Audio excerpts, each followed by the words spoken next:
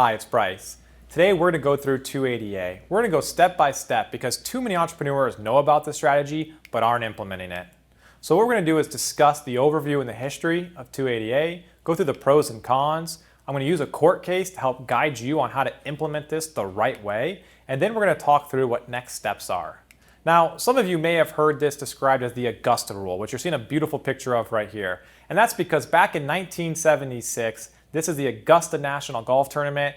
There are some wealthy and influential people who owned homes around the Augusta National Golf Course. And they essentially went to Congress with their influence and said, hey, we like to rent our place out and we don't really want to pay taxes when we rent our place out, only when the Augusta National Tournament comes into town. And so Congress wrote into law in 1976, Section 280A, subsection G, and that is where the Augusta Rule, also known as 280A, was born. So what is the Augusta Rule? It allows you to rent out your house, apartment, or boat for 14 days a year and pay no income taxes on any of the income. But as a business owner, you can amplify Section 280A or the Augusta Rule because you can have your business rent out the home from you, and your business will be able to deduct that rent as an expense on the P&L, and you as the individual will receive that income and not have to pay any taxes so long as you stay underneath those 14 days a year. Now, you must be sure that you have legitimate business reasons to rent the home, and you must be able to substantiate all of the terms of the agreement. So let's go through the pros of the Augusta Rule. The first is that you can rent your home for 14 days tax-free. Pretty cut and dry, very clear. Next, as I mentioned, if the business leases the home, the business can write off this rent as a business expense, which will reduce the taxable income and the taxes you pay at the end of the year.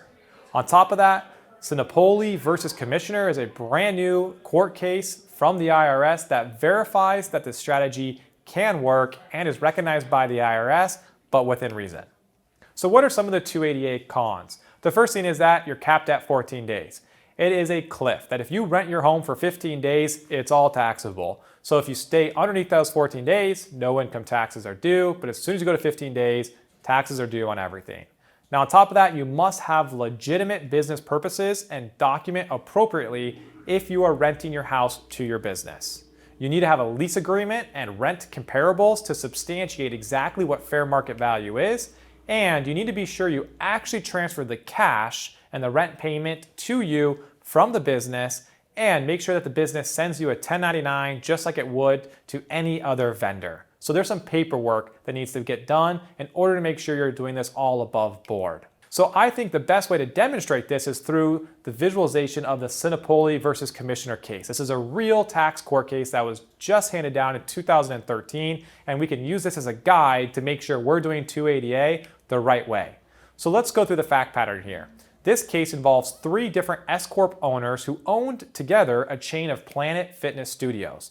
Now, these S-Corp owners paid themselves $290,900 in total over 3 years in rent to all of those different owners. So again, $290,900 over 3 years, and they paid 0 taxes on that underneath Section 280A, subsection G. Now, the IRS audited these guys, and they challenged the validity of the $290,900 in rent over those 3 years as unreasonable. And once they went to court, the IRS took the deduction down from over $290,000 to $17,400. So at first blush, you may say, well, this doesn't validate the strategy, but actually it does. They did a lot of things wrong, and we're going to be sure that we don't duplicate their mistakes, and we're going to show you how to do this the right way. So let's go through what went wrong. So the first thing is that the owners could not substantiate fair market value or the fair market rental rate. And so what they did is they just assumed it would be $3,000 to $4,000 a meeting. So they had no comparables, no documentation to substantiate. Therefore, they plugged in between $3,000 to $4,000 a meeting. Since they could not substantiate fair market comparables, the IRS gave them a credit for $500 a meeting. The next thing is that the owners could not substantiate that all of the meetings actually took place with documented notes, attendees, or topics discussed. So the IRS said, if you cannot prove to us that this meeting happened with any type of dated or documented notes, attendees, topics, etc., then we're going to remove all of these rental days because there's no evidence they ever took place. And then lastly, the last few years, these taxpayers got a little bit lazy and they just started distributing $3,000 a month to each of them as rent without any substantiation of why, and they called it 280A. So they kind of took the shortcuts at the end and just started again paying themselves out, no documentation at all. So because of all of these reasons, that's why they went from a $290,000 deduction over 3 years to $17,000. So how do we learn from this to be sure that we're doing 280A the right way in the IRS's eyes? The first thing you need to do is make sure you're putting an arm's length lease in place between the business and the landlord, which will be you. The second thing you need to do is be sure to document who attended, the business purpose, and the topics discussed for every single meeting. Better yet, have people sign or docu-sign any type of notes that are dated to substantiate the business purpose and the topics discussed. Next, determine the fair market rental rates and document these comps. We need to make sure we can substantiate what the fair market rental rate is on a daily basis or hourly basis for your home. And then at year end, make sure the cash follows the fact pattern.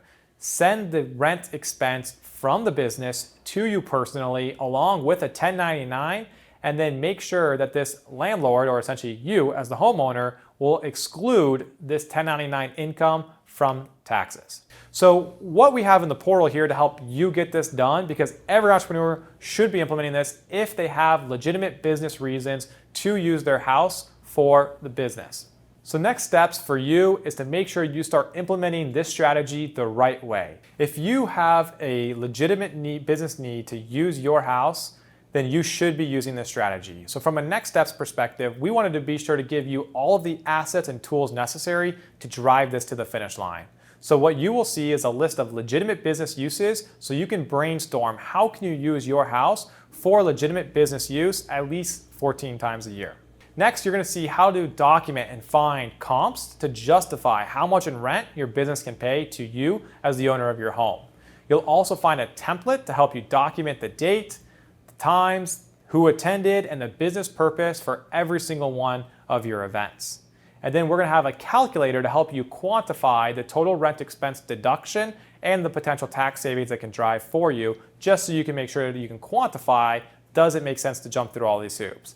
And then the last two things we'll include is a sample lease agreement that you can put in place between your business and you, the owner of the home, and resources so you can send a 1099 invoice from the business to you as the landlord or the owner of the home to substantiate the rent expense.